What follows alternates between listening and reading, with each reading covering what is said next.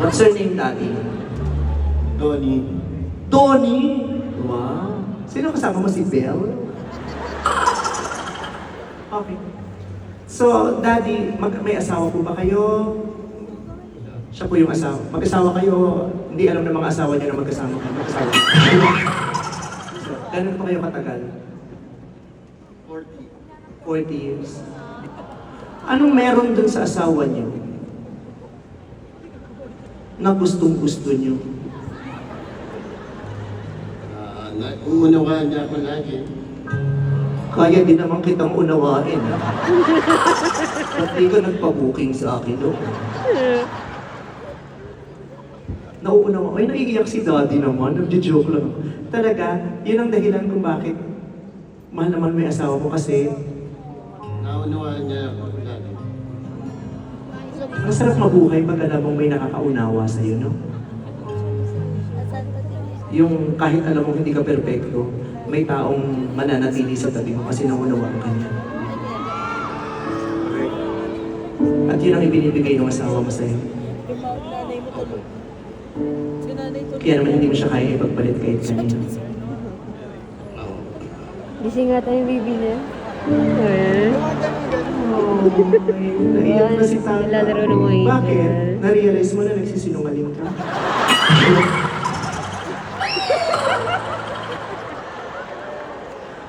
Na-realize, shit, di ko kayang panindigan to.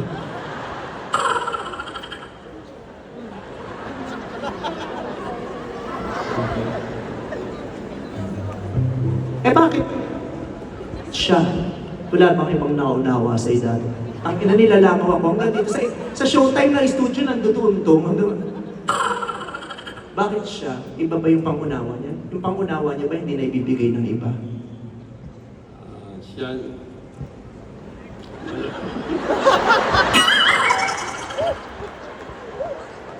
Naiiyak ka talaga. Mahal naman may asawa mo, no? Alam mo na mahal mo yung asawa mo. Pero, napaparamdam mo ba sa kanya? Opo. Alam mong alam niya.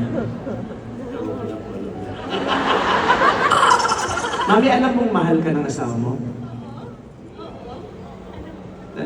Papatira ka pag uwi? Oh my God! Eh, mahal.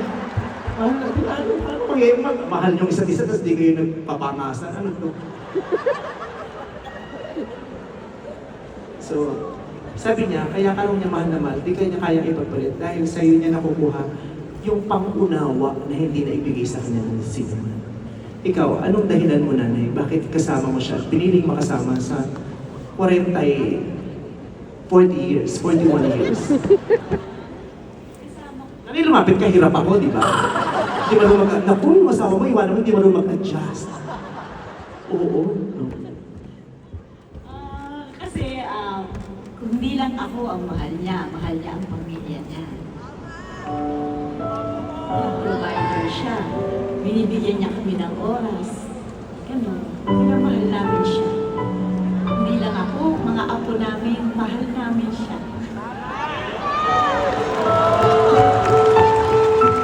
Diba? Asa yung anak mo? Itong dalawa. Tingnan mo nga naman, no? Ang dami niyong pinagsamahan. Stage lang palang magpapahiwalay sa inyo. Winasa ka ng entablado ang pamilya ninyo. Pasensya na kayo. Dapat magkatabi kayo. Kaya lang nag-iba ako ng posisyon. Kaya nahat. Family date, gano'n. Fiancé, sino yung anak niya? Siya. So parang family date nga ito. Oh, that's so sweet.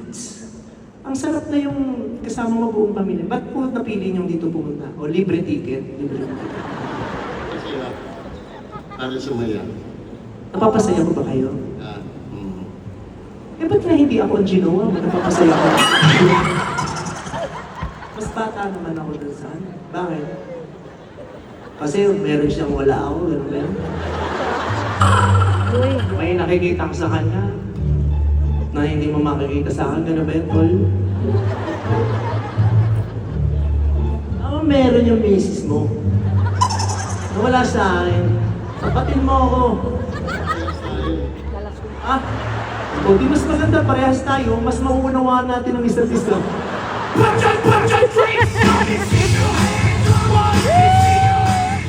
ba? Aray ko. Di ba yung... Kaya ko to, I'm a queen. I don't need anyone's help. I'm a survivor. Ah? Di ba? Mas magiging successful ang relationship natin kasi kung anong meron ako, meron ka, kung ano meron ka, meron ako, nakuunawaan natin ang isa't isa. Ang dami ng mga relasyon na lalaki at babae, kaya sila nagkaaway kasi hindi nila maunawaan ang isa't isa. Kasi yung mga lalaki, may mga ginagawa na sinasabi nila, kaya nila ginagawa yun kasi lalaki sila. May mga nangyayari na sa buhay ng mga babae na hindi maintindihan ng babae, ng mga lalaki, pero nangyayari yun sa babae kasi babae sila. Kaya hindi kayo nagkakaunawaan. Kaya dapat kung lalaki ka, sa lalaki ka papatol. Kung sa babae ka sa papatol. Itigil niya yung babae, lalaki, babae. Ang baduy na niyan. Luma na niyan. Tangina, Pride Month ngayon. Jumawa kayo ng bakla tomboy tsaka transgender. Hindi, joke lang. At least si Daddy, nung nakausap ko, ang ganda nung rason. Bakit mo siya mahal? Bakit mo siya pinili? Diba, ang ganda nung rason niya. Kasi lagi akong nabibwisit. Yung mga dati, yung mga sinaunang paniniwala, mga nakakabwisit, mga toxic na rason, pati lang, bakit yung lalaki, bakit ka iniwan ng jowa mo? Pinagpalit ka sa babae. Sabi niya, bakit kaya ako iniwan jowa ko? Kanina ako pinagpalit sa babae. Tapos sasabihin, kasi hindi ka naman babae. Ha? Iniwan ako kasi hindi ako babae. Bakit? Ang dami kayang babae na iniwan din kahit babae sila.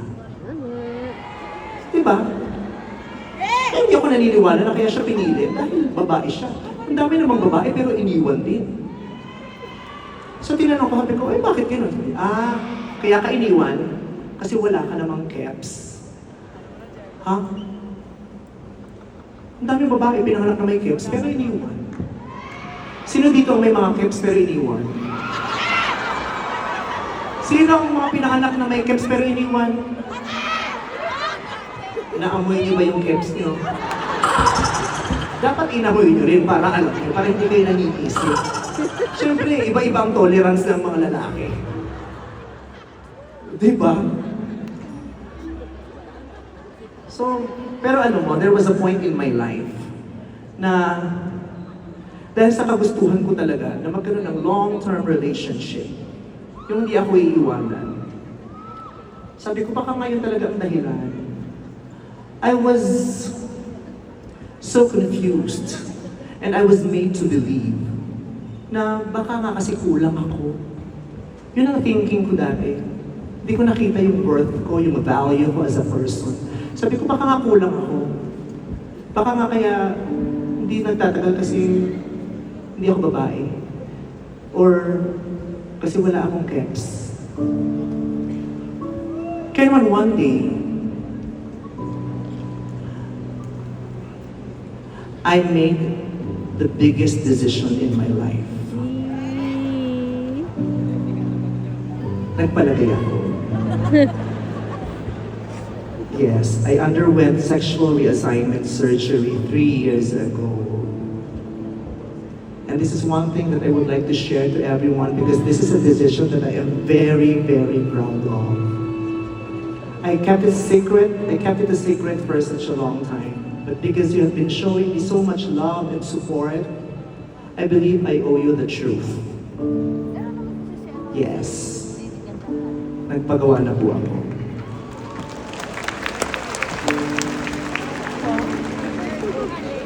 And I am very proud of this decision. Ng bahay? Nagpagawa siya ng So bahay?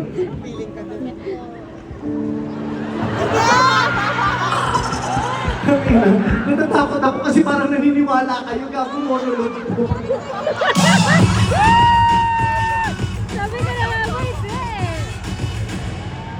Nakita ko yung nanay ko at saka yung mga kapatid ko bigla nagbulungan. Totoo ba yun? Pati sinasabi ko. Pati yung mga kaibigan ko. Nakita ko yung mga utak, yung mga gago na, joke to! Ang mga tanga. Sabi ko Okay. na nga po eh. So, diretso tayo. Yes. I'm making the biggest decision. Alam mo, itutuloy ko sana, pero nabother ako sa mga mukha nyo kasi yung iba pumalakpak na may halong pag-congratulate. Yung parang, yes, we still support you, whatever your decision was.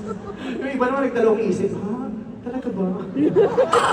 May mga transphobic pala rito, mga buwisit kayo. Anyway, yes. I underwent sexual reassignment surgery 3 years ago. And tonight, let me share to you my vagina story. Gusto kong ibahagi sa inyo ang alamat ng aking betchay. Taong 2019, bago pumutok ang pandemya, matapos ang maraming konsultasyon na dumaan sa mga deliberasyon, ako ay umabot sa isang desisyon na isagawa ang aking transisyon. Kaya naman naghanap ako ng isang magandang destinasyon. At humarap ako sa imigrasyon, bitbit ang aking diploma mula sa graduasyon. Kaya naman ang aking desisyon ay libutin ang mga miyembro ng United Nations upang magpagawa ng camps. Ang aking unang pinuntahan, first stop, China. Yes. Kailangan may patugtog na ganyan. Gabi. Kada sasabihin ko, papatugtog pa. First step, China. Yung mga ganyan! First stop, China. Yes, nagpunta ako sa China dahil meron ako mga kaibigan na sabi nila sa China ka pumunta kasi mabilis ang gawa. Wala nang maraming mga rikuretos, wala nang maraming hinihiling, wala nang maraming tanong. Magbabayad ka lang, hihiga ka lang, gawa ka na. Naniwala naman ako. So pumunta ako ng China. Mabilis naman ang pagpapagawa. Nagpagawa ako. Mura lang, affordable. Mabilis ang pagkakagawa. Wala akong naramdaman. Pero kahit bongga naman. Pero pagising ko sa ospital, pagtingin ko sa pepe ko, puta, dalawa yung hiwa. Sabi ko, Dok, ba't dalawa yung hiwa? Sabi ng doktor na Chess, kasi daw dual SIM. Bad trip yung pepe na nagawa sa China, dual SIM, dalawa yung hiwa. Wala na akong magawa, so umuwi na ako ng Pilipinas. Ang bad trip doon, pag nakikipag-sex ako, sa kalagitnaan ng sex, naghahang. Kaya bumalik ako ng China, sabi ko, Dok, pag hindi yung caps ko, naghahang. Sabi niya, pasensya, binigyan na ako ng charger, kaya ng Type-C. Sabi ko, ang pangit ng gawa, ayoko. Maling doktor pala yung pinuntang ko sa China. Kaya, nag-ipon ako ulit. Pupunta ako ng ibang lugar. Gusto ko yung malapit lang sa Pilipinas para hindi masyadong haggard. Next stop, Singapore. Pupunta ako ng Singapore. Ay, bongga. Kasi bongga ang medisina sa Singapore. Magaganda ang mga hospital sa Singapore. High-tech ang mga hospital sa Singapore. Aliens ang mga gumagamot. Bongga doon. So nagpagawa na ako sa doktor sa Singapore. Ang bilis din, ang ganda. Tapos pagtingin ko, tama yung hiwa, hindi dalawa. So uwi na ako. Pag uwi ko, umihi ako, bad trip. Yung ihi ko, ganun yung talsik ko. Projectile. Tumawag kami ko, Dok, ba't ganun yung pepe ko? Ba't ganun yung ihi, ganun yung talsik? Sabi, ay kasi ang design ng Merlion. Kaya pag umiihi ako, gumagano yung talsik. Yung kapatid ko pumupunta sa dulo, tapos nagpapapicture na kagano. Ayoko niyan! Sabi kong gano'n, pinaulit ko ulit! Nagpunta naman ako ng Japan. Ay, nagpagawa ako sa Japan. Ay, bongga rin kasi ang mga hospital sa Japan. Ang health service, bongga. Pagawa ako, medyo mahal lang, medyo pricey sa Japan, pero maganda naman. Oo, kasi may, pag nagpagawa ako sa Japan, may libreng ramen pagising mo sa hospital. Oo, so nagpagawa ako. Okay naman. Sabi ko, kaya naman, perfect, maganda. Kaya uwi na ako. Tapos nag-sex kami ng jowa ko. Sabi si jowa, halika sex tayo. Tapos video mo, binidyo niya. Nung pinanood ko, ano yung pepe ko, blurred? Sabi ko, ba't gano'n ang pepe sa Japan, blurred? Ayoko. Sabi ko, hindi ko bet yung ganyan. Nakakairita. Sabi pag umiihi ako, ang hapdi, ang lumalabas wasabi. Oo, tapos kabilin-bilin na ng doktor, ay sabihin mo sa boyfriend mo, hindi pwedeng kamayin. Kaya lagi ako china-chopsticks ng jowa ko. Sabi ko, ayoko ng ganyan, hindi ko bet! Kaya nag-ipon ulit ako, nagpunta ako ng Korea. Ay, bongga sa Korea, day. Oo. May daw sila doon. Sabi, ay, bonggang promo namin sa Korea. Iba ang design. Wala kang makahanap na ganitong pepe sa ibang bansa. Sabi ko, ay sige, hindi na ako nagtanong, pagawa na ako. Pagising ko, iba nga yung design. Pagtingin ko sa pepe ko, two-toned. Dalawang kulay, black, pink. Oo. Tapos yung clitoris, dalawa, nakaganon. pa.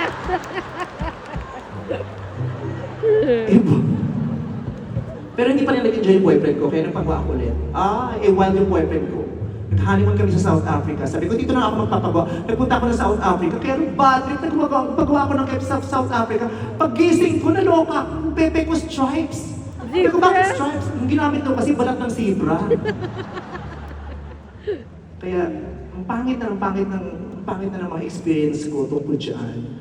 Kaya, sabi ko, hindi ko malaman kung paano ako makokontento na dito, kung saan ka magpunta. Kaya, hindi ko na alam kung anong gagawin ko. Nagtatanong ko sa mga kaibigan ko, sabi ko, ano ba, wala na akong pera. Sabi niya, kung wala ka ng pera, kung nagtitipid ka, buong ka sa India, punta ka sa India kasi may promo. Pag nagawa ka ng keps, pag uwi mo may kasamang payong, at saka puno. Oo, hulugan, pwede doon yung hulugan. Eh, yung kaibigan ko, successful naman siya. Sabi ko, ikaw, kamusta yung ari mo? Pero ay, okay naman ang keps ko. Talaga, kaya lang ang bad trip, yung keps ko parang laging gutom, gustong kumain. Sabi ko, saan mo ba pinagawa? Sa Hungary. Ang pangit yung pepe galing sa Hungary kasi laging gutom. Kaya, sabi ko, okay na. Pinabalik ko na lang siya sa dati. Kasi sabi ko, parang hindi ko naman kailangan. Alam ko naman, darating naman ang panahon na makakatanggap ako ng lalaki na mamahalin ako, meron man o wala. Diba? And it happened. Diba? Ang saya-saya kaya ng life. Diba? Pero sa mga gustong magpagawa, sa mga transistors natin dyan, may mga pangarap na talaga naman may gustong ma-achieve sa katawan, support ako sa inyong lahat. Diba? Let's support other people's freedom of choice. Diba? Your body, your rules. Yan ang sinasabi ko sa kanila. Support lang yan. Kung di man sila nangungutang sa'yo, tapos di ka tinatakbuhan, hayaan mo lang sila. Support natin yan. Kung gusto magpagawa, di magpagawa. Kung wala naman tinatapakang ibang tao at di ka nakaka-agrabyado, support lang. Katulad ninyo, di ba? Lahat ng mga trip ko, sinusupport nyo. Tama. Tama. Pero pag sumasablay ako, sinasabi nyo rin naman sa akin kasi sinusupport nyo ang pag-develop ng aking character. That's why I love you. Diba? Support. You listen to me and I listen to you. Maganda ang relationship natin. Katulad na lang namang napakaraming tao na sumuporta ng aking concert. Ang daming tao na napakababait, super support sa concert ko, kaya naman naging napaka-successful ito tonight. Diba? And I would like to say thank you very much to these wonderful people and groups of people na tumulong sa akin to make this concert very, very successful. Una na dyan, ang iFern.